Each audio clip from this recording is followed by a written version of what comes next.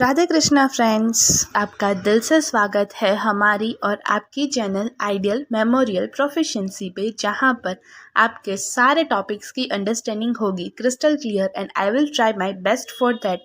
क्योंकि अगर किसी भी चीज़ को अच्छे से समझा जाए तो उसे याद रखना थोड़ा आसान हो जाता है। So without wasting much time, let's get started. Hello hello, welcome back. आज हम करने वाले हैं पूरे के पूरे सेकंड एफोरिज्म को रिवाइज और एट लास्ट देखेंगे कुछ एक दो चीज़ें जो वाइवा पॉइंट ऑफ व्यू से इम्पॉर्टेंट है। So highest ideal of cure है हमारा सेकंड एफोरिज्म। एफोरिज्म की डेफिनेशन से, इंट्रोडक्शन से स्टार्ट करते हैं। Aphorism is a shortly cleverly phrased saying the M of which is to convey the general truth. Sorry, तो ये चीज़ें हमने समझ ली है। After explaining the mission of physician, sorry, read नहीं करना है, पूरा का पूरा एक्सप्लेन कर देती हूँ अपने वर्ड्स में। सो आफ्टर हमने जब देखा कि हैनेमन सर ने है फर्स्ट एफोरिज्म में मिशन एक्सप्लेन कर दिया फिजिशियन का कि उसको मेनली क्योर पे फोकस करना है, उसको सिक से और हेल्थ से लेकर क्योर तक का सफ़र कवर करना है। ये हमारा मिशन है फिजिशियन का कि क्योर पहुँचाना है अल्टीमेटली फिजिशियन को। तो फर्स्ट में हमें इतना तो पता चल गया कि क्योर है वो हमारा अल्टीमेट गोल है। तो अब Hahnemann sir in the second aphorism ये समझाते हैं कि हाईएस्ट आइडियल ऑफ क्योर क्या है। अगर रिस्टोर करना है सिक्स को पर्सन को हेल्थ में और हेल्थ को क्योर में, और यही हमारा मिशन है, तो हमें ये भी पता होना चाहिए कि ये गोल को हम अचीव कैसे करेंगे, उसका प्रोसेस क्या है कि हम कैसे क्योर करें किसी सिक पर्सन को, और हम कैसे आइडेंटिफाई करें कि हाईएस्ट आइडियल क्या है क्योर का। तो इस बारे में हैनेमन सर की जो भी एक्सप्रेशंस है वो उन्होंने सेकेंड एफोरिज्म में यानी हाईएस्ट आइडियल ऑफ क्योर में दिए हैं। तो ये है हमारा सेकेंड एफोरिज्म जिसको हमें लाइन टू लाइन याद रखना है। The highest ideal of cure is rapid, gentle, permanent restoration of health or removal and annihilation of the disease in its whole extent in the shortest, most reliable, most harmless way on easily comprehensible principle। पूरा का पूरा aphorism word to word याद रखना है, क्योंकि first और aphorisms important है। इसको वाइवा पॉइंट ऑफ व्यू में पूरे के पूरे एफोरिज्म्स भी पूछ सकते हैं, सिर्फ मीनिंग भी पूछ सकते हैं, किसी भी वर्ड का मीनिंग भी पूछ सकते हैं, कुछ भी हो सकता है। तो ये दो एफोरिज्म्स इंपॉर्टेंट है, फाउंडेशंस है। So highest ideal of cure के ये जो पूरे का पूरा एफोरिज्म है उसको हमने अलग अलग 3 हेडिंग्स में डिवाइड कर दिया है। उसको हम 3 अलग हेडिंग्स के अंदर समझने वाले हैं, जिसमें हमने देख लिया है पर्टिकुलर वीडियोज़ में कि जो फर्स्ट पॉइंट है वो है the cure must be rapid, gentle and permanent. Second है the cure means removal and destruction of the disease from its root. Third जो है वो है the cure must be based on most reliable, most harmless and easily comprehensible principles और illusion principles. So first चीज़ में हमने देखी थी the cure must be rapid and gentle and permanent. तो रैपिड वर्ड का मीनिंग देखते हैं। तो रैपिड मतलब कि क्विक या फिर स्पीडी होना चाहिए। क्यों? बिकॉज जितना ज़्यादा पेशेंट सफ़र करेगा उतना ज़्यादा टिश्यू डैमेज होगा, जितना ज़्यादा टिश्यू डैमेज होगा उतना डिसीज़ इनक्योरेबल बनता जाएगा। सो उससे अच्छा है कि जितना हो सके उतना जल्दी हम क्योर कर सके, उतना जल्दी हम करें। सो डिसीज़ है वो एक जात की, दूसरा पॉइंट है कि डिसीज़ है वो एक टाइप की सफरिंग है। तो जितना ज़्यादा पेशेंट सफ़र करेगा उसके उतने लिए उसका उतना ही ख़राब होगा, और जितना वो जल्दी ठीक हो जाएगा, उसको रिलीफ मिल जाएगा, उतना ही उसके लिए अच्छा होगा। So for patients view point of view से देखा जाए तो क्विक अगर उसको क्योर मिल रहा है, रैपिड क्योर मिल रहा है, तो वो उसके लिए अच्छा होगा। जो वर्ड रैपिडिटी है वो एक रिलेटिव टर्म है, वो डिपेंड करता है on the nature of the disease. History में हमने देखा है कि बहुत सारे ग्रेट फिजिशियंस ने भी ये सेम थॉट है वो अब दर्शाया है अपने डिफरेंट वीज में, रैपिड, जेंटल और परमानेंट क्योर के बारे में बताया है। और हैनेमन सर ने मेंशन भी किया है अपनी क्रॉनिक डिसीज वाली बुक में कि C2T2 एजुकांडो सेल्सियस ने दिया था। इसका मतलब होता है कि क्योर क्विक होना चाहिए, सेफ होना चाहिए और परमानेंट होना चाहिए। अब वर्ड आता है जेंटल। जेंटल का मतलब है माइल्ड होना चाहिए। जो भी क्योर हम दें वो पेशेंट की सफरिंग को बढ़ाना नहीं चाहिए, वो सिर्फ माइल्ड डोज में होना चाहिए, क्योंकि पेशेंट ऑलरेडी सफ़र कर रहा है और उसमें भी उसकी सफरिंग बढ़ा देंगे तो पेशेंट के लिए बहुत ज़्यादा खतरनाक हो सकता है, पेनफुल हो सकता है। सो क्योर करने के चक्कर में ऐसा भी ना हो कि हम हार्मफुल वेज को यूज़ करें, हार्मफुल प्रोसीजर्स को यूज़ करें जो पेशेंट की सफरिंग आगे जाके बढ़ाएगा। So we should not also do that. Hahnemann sir totally disappointed थे उनके टाइम पर जो भी ट्रीटमेंट्स चल रही थी उससे, क्योंकि वो ओल्डन मेथड्स थी, वो बहुत ही ज़्यादा क्रूअल थी, जैसे कि लीच एप्लीकेशन है, विनिसेक्शन से, ये सारी चीज़ें पेशेंट्स के वाइटल फ्लूइड को बहुत ज़्यादा लूज़ कर देती थी और इससे पेशेंट और भी वीक और इनक्यूरेबल हो जाता था, क्योंकि उसके सारे वाइटल पावर्स है वो ड्रेन आउट हो जाते थे। हैनेमन इसीलिए स्ट्रांगली एडवोकेट करते हैं हार्मलेस और वेल प्रूवन मेडिसिन को इन अवर होम्योपैथी, और यही चीज़ हमारी होम्योपैथी को one of the most harmless method, one and only most harmless method में इंक्लूड करती है in the therapeutics of this world. फिर क्योर जो है वो परमानेंट मैनर में होना चाहिए। तो परमानेंट यानी कि टेम्पररी रिस्टोर नहीं करना है हमें पेशेंट की हेल्थ को, और ना ही टेम्पररी रिलीफ देना है उसके सफरिंग्स को। ये चीज़ें क्योर नहीं है। क्योर है, cure is the alteration of the already altered state of the health to its normal state. This should be done in a permanent manner, और ये चीज़ें परमानेंट मैनर में करनी है हमें। पेलिएशन और सपरेशन है, ये स्टेट ऑफ सफरिंग्स ही है, ये हमारे आइडियल नहीं होनी चाहिए। हर एक होम्योपैथिक प्रैक्टिशनर को ये पता होता है कि सिम्टम्स कैसे डिसअपियर होंगे, कैसे डिसअपियर होने चाहिए according to the Hering's law of cure, और ये बात का हमें ध्यान रखना है। इसको हम परमानेंट बोलेंगे। परमानेंट यानी in the reverse order of appearance of the symptoms, from above downward, from within outward, and from most important organ to least important organ. ये हेरिंग्स लॉ ऑफ क्योर है, और इसी according symptoms disappear होने चाहिए, और इस according symptoms disappear होंगे तभी हम उसको बोलेंगे कि जो क्योर है वो परमानेंट मैनर में हुआ है। सेकेंड है रिस्टोरेशन ऑफ हेल्थ और removal and annihilation of the disease in its whole extent. यानी कि इस चीज़ में हम समझते हैं कि हम कैसे डिसीज़ को पूरे के पूरे उसके एक्सटेंट में रिमूव करते हैं। ये एक होलिस्टिक कॉन्सेप्ट है।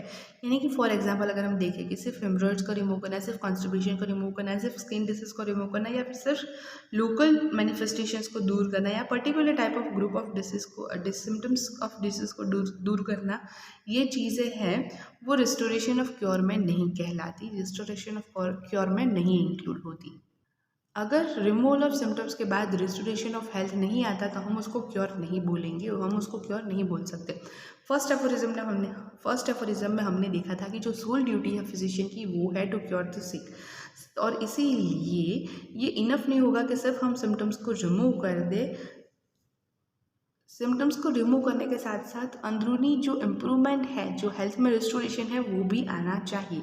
सिर्फ आउटवर्ड के सिम्टम्स है उसको डिसअपियर करके अंदर से कुछ भी अच्छा ना हो, वाइटल फोर्स धीरेज रहे, तो वो डिसीज़ का रिमूवल और हेल्थ का रिस्टोरेशन नहीं है। Whenever disease has been displaced by order according to the Hering's law of cure, और जब तक डिसीज़ है वो डिस्प्लेस नहीं हो जाता according to Hering's law of cure, हम उसको रिस्टोरेशन ऑफ हेल्थ नहीं बोल सकते। जो रिमूवल है स्टेट ऑफ सफरिंग का, उसको हम एज एन होलिस्टिक कॉन्सेप्ट देखते हैं, क्योंकि हम उसको वॉल एक्सटेंट में रिमूव करेंगे। डिसीज है वो मैनिफेस्ट तो आउटवर्ड होता है by the science and symptoms, लेकिन वो सबसे पहले डिरेंज हुआ होता है बाय इनवर्ड।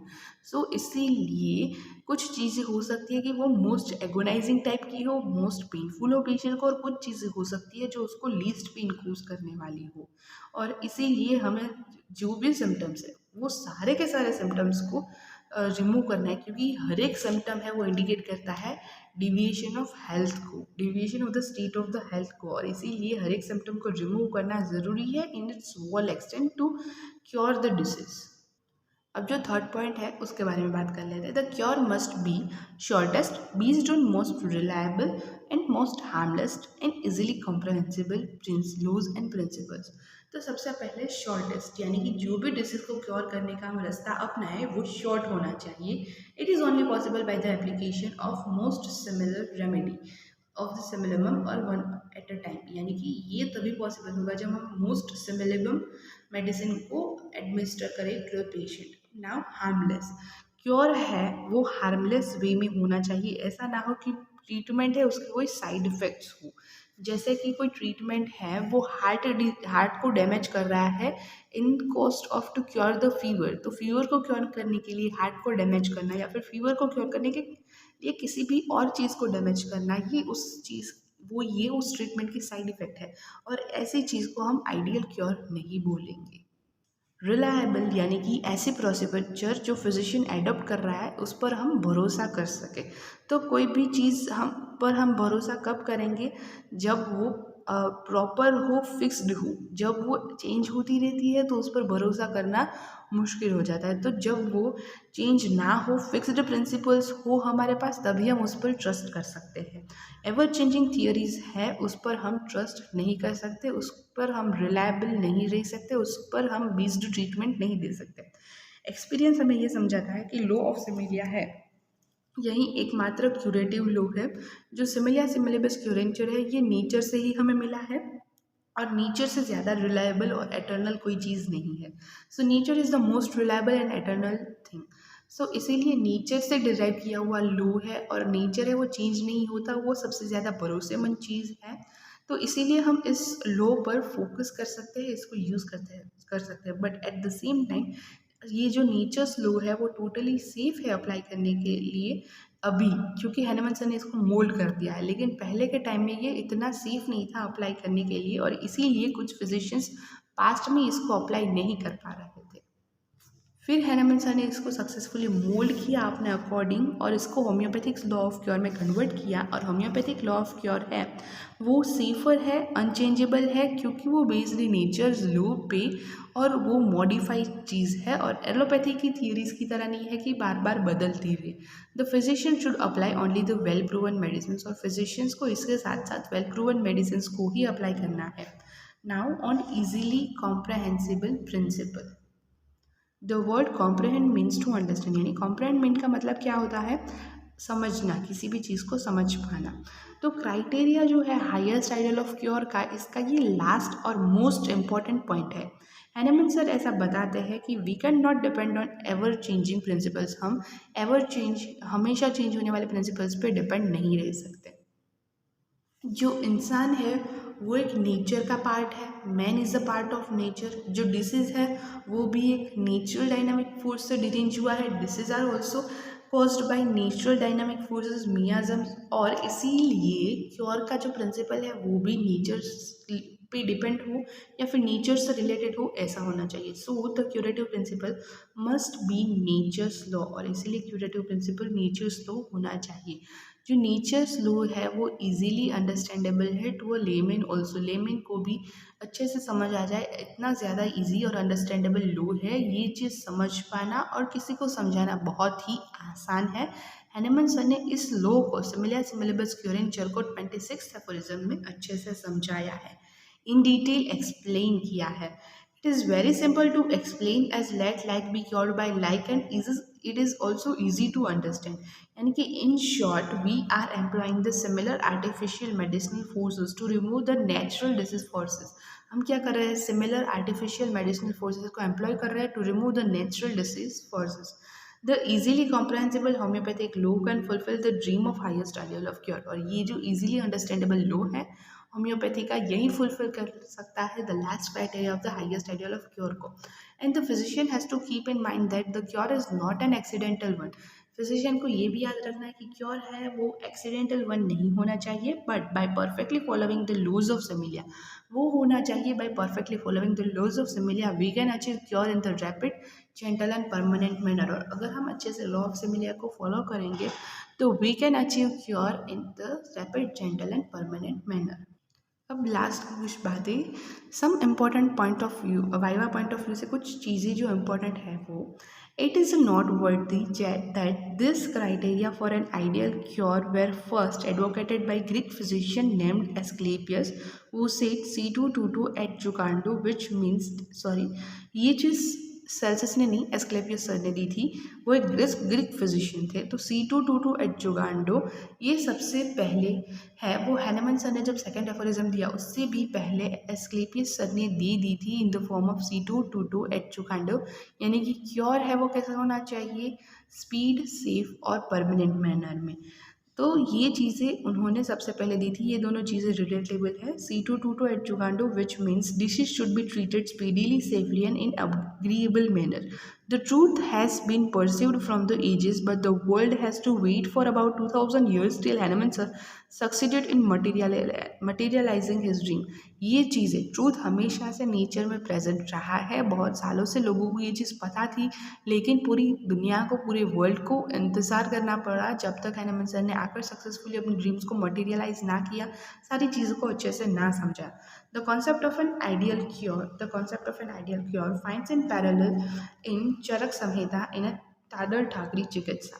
और ये सेम चीज़ हमारे आयुर्वेद में चरक संहिता में भी दी गई है एज अ फॉर्म ऑफ ताडर ठाकरी चिकित्सा। Thus that method of treatment which annihilates all existing symptoms or syndrome but give rise to another new set of symptoms is not the method of the ideal cure, whereas the method which removes a symptoms complex without exciting any other in its state is an ideal cure। यानी कि टाडर ठाकरे चिकित्सा में भी ये दिया गया है चरक संहिता में कि ये चीज़ें क्या है, इसमें कोई भी सिम्टम्स को रिमूव करके नए सेट ऑफ सिम्टम्स को प्रोड्यूस करना ये क्योर नहीं है। क्योर तभी कहलाएगा जब हम किसी भी सेट ऑफ सिम्टम्स को रिमूव करेंगे, कोई भी कॉम्प्लेक्स कोर्स किए बिना वहीं सेम चीज़ों से, और इसी चीज़ को हम आइडियल क्योर बोलेंगे। तो यानी कि सेकेंड एफोरिज्म है, इसके बारे में पहले 2 बार बात हो चुकी है इन द हिस्ट्री, और इसीलिए history of medicine is important, क्योंकि हिस्ट्री एक बार देखी हो तो पता होती है कौन सी चीज़ को कहाँ पर रिलेट करना है।